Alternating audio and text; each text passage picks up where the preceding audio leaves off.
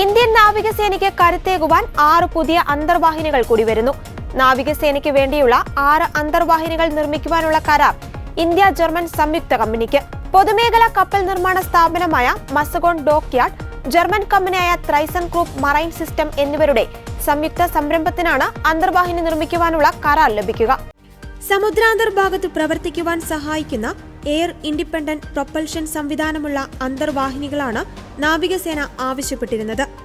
ഇതിലേക്കായി Spain ആസ്ഥാനമായ നവന്തിയ എന്ന പ്രതിരോധ കമ്പനിയും ഇന്ത്യൻ കമ്പനിയായ L&Tയും ചേർന്നുള്ള സംരംഭം കരാർ ലഭിക്കുവാൻ ടെൻഡറിൽ പങ്കെടുത്തിരുന്നു. എന്നാൽ നവന്തിയ മുന്നോട്ട് വെച്ച എയർ ഇൻഡിപെൻഡന്റ് പ്രൊപ്പൽഷൻ സാങ്കേതിക വിദ്യയേക്കാൾ നാവികസേനയ്ക്ക് ബോധിച്ചത് ജർമ്മൻ കമ്പനിയുടെ സാങ്കേതിക വിദ്യയാണ്. പ്രൊജക്ട് 75I എന്ന പദ്ധതി പ്രകാരമാണ് അന്തർവാഹിനികൾ നിർമ്മിക്കുക. പ്രതിരോധ മന്ത്രാലയം അന്തർവാഹിനി ഇടപാടിനായി നിശ്ചയിച്ചിരുന്നത് 43,000 കോടി രൂപയായിരുന്നു.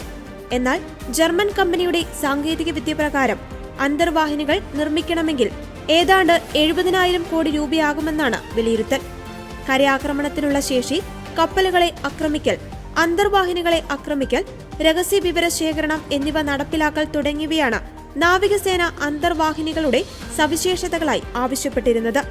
ഇതിനൊപ്പം അന്തർവാഹിനികൾ ആധുനിക എയർ ഇൻഡിപെൻഡന്റ് പ്രൊപ്പൽഷൻ സാങ്കേതിക വിദ്യയിൽ പ്രവർത്തിക്കുന്നതാകണമെന്നും നാവികസേന നിഷ്കർഷിച്ചിരുന്നു. നിലവിൽ ജർമ്മൻ നാവികസേനയ്ക്കായി നിർമ്മിച്ചിട്ടുള്ള ടൈപ്പ് 214 ക്ലാസിൽപ്പെടുന്ന അന്തർവാഹിനിയായിരിക്കും ഇന്ത്യയ്ക്കായി നിർമ്മിക്കുക. ഇവ ഇന്ത്യൻ നാവികസേനയുടെ ആവശ്യങ്ങൾക്കനുസരിച്ച് കസ്റ്റമൈസ് ചെയ്യും.